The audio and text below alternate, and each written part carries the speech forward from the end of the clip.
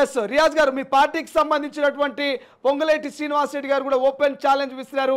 నిన్న గాంధీ భవన్ వేదికగా press meet నిర్వహించమని చెప్పారు. కేటీఆర్ గారు కావచ్చు, ప్రతిపక్ష పార్టీ నాయకులకు నా యొక్క ఇల్లు నిజంగా బఫర్ జోన్లో ఉంటే, ఎఫ్టీఎల్ పరిధిలో ఉంటే ఖచ్చితంగా నేను అక్కడికి రంగనాథ్ గారికి ఆదేశాలు జారీ చేస్తున్నా, నా ఇల్లును కూల్చండి.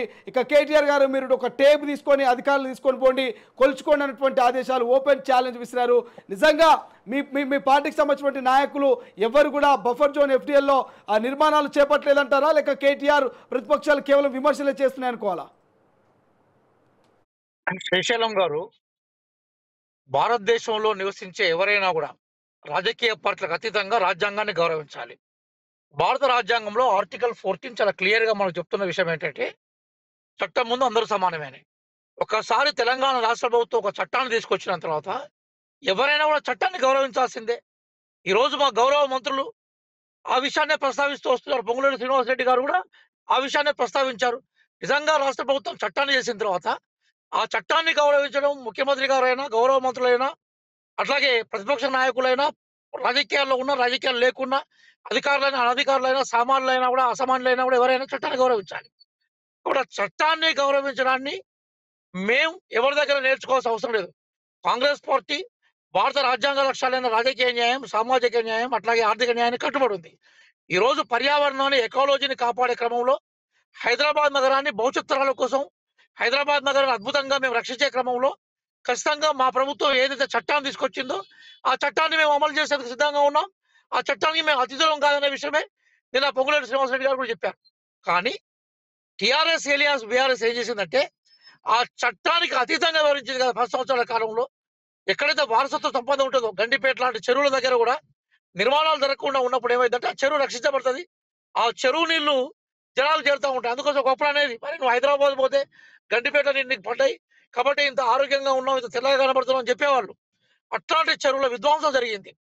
చెరువులని టోటల్ గా తమ ప్రైవేట్ ఆస్తులుగా భావించారు. మరి గుతుపును ఉందే గుర్రంలాగా, కర్ణును ఉందే బరిలాగా, ఓవరాల్ గా వాళ్ళు ఏం చేశారంటే టోటల్ గా ఈ ఆక్రమణలకు గురైన ఆక్రమణలను మొత్తం టోటల్ గా చేశారు. నిజంగా తెలంగాణ రాష్ట్రం ఏర్పడిన తర్వాత మన అందరం కూడా ఒక ఆదర్శ సమాజాన్ని కోరుకున్నాం. సరే, గతంలో వలసాంధ్ర పరిపాలకుల విషయాలకు వచ్చినప్పుడు వాళ్ళు హైదరాబాద్ ని వాళ్ళకు సంబంధించిన వస్తువుగా, వాళ్ళకు సంబంధించిన ఆక్రమణలకు, వాళ్ళకు సంబంధించిన ఇష్యూగా చూస్తే మేము హైదరాబాద్ లో మహానగరం చూసాం. ఎందుకోసం అంటే 1952 నుంచి 1956 మధ్యన ఒకప్పుడు హైదరాబాద్ స్టేట్ బూర్గుల రామకృష్ణరావు గారు పరిపాలిస్తూ ఉన్నప్పుడు ఒక అద్భుతమైన ప్రణాళిక హైదరాబాద్ నగరం మీద వాళ్ళు చేశారు. సీమాంధ్ర పరిపాలనా కాలంలో చాలా లోపాలు జరిగినాయి. తెలంగాణ రాష్ట్రం ఏర్పడిన తర్వాత టీఆర్ఎస్ ఏలియాస్ బీఆర్ఎస్ అంతో ఇంతో హైదరాబాద్ రక్షణ కోసం పనిచేస్తున్నారు అనుకున్నాం మనం. కానీ రివర్స్ అయింది. వాళ్ళకు వాళ్ళే టీఆర్ఎస్ అనే పేరును మార్చి హైదరాబాద్ లోకల్ జిహెచ్ఎంసీ ఎన్నికల్లో వాళ్ళు చెప్పారు, దీన్ని మాది టీఆర్ఎస్ కాదు, మాది టీఆర్ఎస్ తెలంగాణ రాష్ట్రం సమితి కాదు, మాది తెలుగు రాష్ట్రం. వాళ్ళ స్వయంగా కేటీఆర్ ప్రకటించుకున్నారు. వాళ్ళ మూలాలనే మర్చిపోయినారు, హైదరాబాద్ చరిత్రను మర్చిపోయినారు, హైదరాబాద్ వారసత్వాన్ని మర్చిపోయినారు. కాబట్టి ఈ 10 సంవత్సరాల కాలంలో విపరీతంగా అక్రమాలు జరిగినాయి. ఈ అక్రమాలలో లిస్టును బయటకు తీస్తే ఎవరు ఉన్నారో మనకు కనబడతా ఉంది కదా. మీరు నిజంగా చెప్పండి, మీరు ఇప్పుడు ఓటింగ్ పెట్టండి. శ్రీశైలం గారు, మీరు ఒక పవర్ఫుల్ జర్నలిస్ట్, మీ వాయిస్ మంచిగా ఉంటుంది, జనరల్గా మాట్లాడుతుంటారు. మీరు ఒక ఓటింగ్ పెట్టండి ఇప్పుడు దీని కింద. నిజంగా హైడ్రా నిష్పక్షపాతంగా పనిచేస్తుందా, రాజకీయ కక్షతో పనిచేస్తున్న ఓటింగ్ పెడితే నేను ఛాలెంజ్ చేస్తున్నాను, 90 నుంచి 95% మంది హైడ్రాకు కితాబిస్తారు. ఎందుకు కితాబిస్తారు అంటే దాని పనితీరు అట్లా ఉన్నది. ప్రజలు ఏవైతే కోరుకున్నారో హైదరాబాద్ ని ఈ దుర్మార్గులు, కబ్జాదారులు, భూ బకాసుల చేతుల నుంచి విముక్తి కావాలని కోరుకుంటూ ఉన్నారో వాళ్ళందరూ కూడా హైడ్రా చర్యల్ని వాళ్ళు ఆహ్వానిస్తున్నారు, హైడ్రా చర్యల్ని వాళ్ళు ఆస్వాదిస్తున్నారు. ఇంకా గమ్మతైన విషయం, నేను వరంగల్ వాసిని. మా వరంగల్లో కూడా ఒక డిమాండ్ వస్తుంది. ఏం డిమాండ్ వస్తుంది?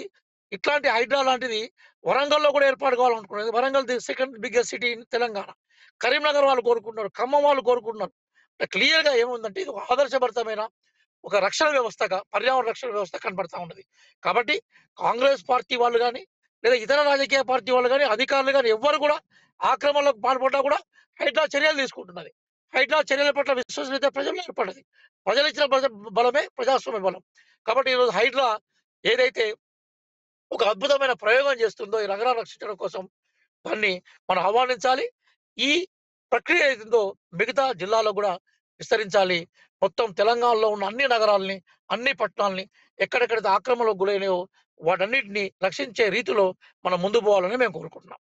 Yes sir. రియాజ్ గారు, ప్రధానంగా ఆ ప్రతిపక్షాలు ఎక్కడికక్కడ ఖండిస్తున్నాయి.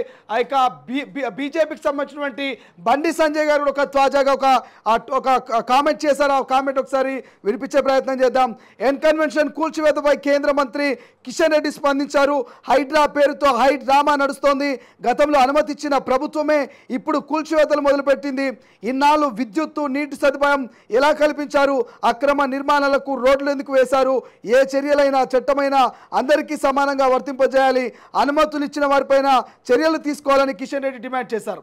సో ఒక్కసారి కిషన్ రెడ్డి కామెంట్స్కి ఎట్లా చూస్తారు? ఆ కామెంట్స్కి మీరు ఏం రిప్లై ఇస్తారు?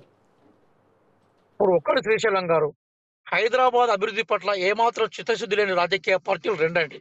ఒకటి ఎంఐఎం, ఇంకోటి బీజేపీ. వీళ్ళు ఎంఐఎం చూపెడతా ఉంటారు, వాళ్ళు బీజేపీని చూపెడతా ఉంటారు.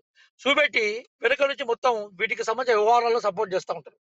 బీజేపీలో కూడా ఒకటే వాయిస్ లేదు, గుర్తుపెట్టుకోండి. బీజేపీ నాయకుల్లో ఒక 3-4 వాయిస్ ఉన్నాయి. అంటే హైడ్రా లాంటి సంస్థ నిష్పక్షపాతంగా వ్యవహరించాలి, వీటిని మేము స్వాగతిస్తున్నామని చెప్పిన బీజేపీ నాయకుల స్టేట్మెంట్ కూడా ఉన్నది. అదే క్రమంలో హైడ్రా కూల్చివేతల వల్ల ప్రజలు హర్షిస్తూ ఉంటే ప్రజలందరూ కాంగ్రెస్ పార్టీ విధి విధానాలను అంగీకరిస్తున్నారని చెప్పేసి ఎక్కడ వీళ్ళందరూ కాంగ్రెస్ పార్టీ సపోర్టర్లుగా మారిపోతారన్న భయంతో ఎంఐఎం కానీ బీజేపీ కానీ ఈరోజు మళ్ళీ ఒక కొత్త పదాన్ని, కొత్త పందాను, కొత్త రాగాన్ని తీసుకున్నాయి. వాళ్ళు ఎవరు ఎన్ని రాగాలు తీసుకున్నా కూడా మేము ఒకటే అంటున్నాం. కిషన్ రెడ్డి గారు నిన్న మొన్నటి దాకా సంస్కృత శాఖకు సంబంధించిన ఇష్యూలు కూడా చూస్తారు కేంద్ర మంత్రిగా. నిజంగా హైదరాబాదు హెరిటేజ్ మీద వారికి విశ్వాసం ఉంటే గంగా జమున తహజీబ్ను రక్షించే ప్రయత్నమే చేయాలని వారు కోరుకున్నప్పుడు మొట్టమొదటిసారి భూ ఆక్రమణలు ఆగిపోవాలి కదా. భూ ఆక్రమణలు చేసినప్పుడు ఒక్కటే విషయం శ్రీశైలం గారు మిమ్మల్ని అడుగుతున్నాను. వాళ్ళు ఏమంటున్నారు? బీజేపీ వాళ్ళు సామాన్యులు నష్టపోతున్నారు, దీనివల్ల హైడ్రా చర్యల వల్ల ప్రధానంగా ఎవరైతే డబ్బులు పెట్టి కొనుక్కుంటూ వాళ్ళు నష్టపోతున్నారని చెప్తున్నారు. నేను మిమ్మల్ని ఒక పవర్ఫుల్ జర్నలిస్ట్ గా మిమ్మల్ని నేను ఒక క్లారిఫికేషన్ అడుగుతున్నాను. ఇప్పటివరకు గుడిసెలో ఉన్న వాళ్ళు కానీ, పేదవాళ్ళు కానీ, బీదవాళ్ళు కానీ, మధ్యతరగతి వాళ్ళు కానీ హైడ్రా వల్ల మా ఇండ్లు కోల్పోయినాం, మా భూములు కోల్పోయినాం వచ్చే వాళ్ళని ఒక్కరిని మీరు చూపెట్టండి, మేము చూడడానికి సిద్ధంగా ఉన్నాం. అసలైన తొలి వెలుగు. ఫాలో వాట్సాప్ @తొలి వెలుగు అఫీషియల్.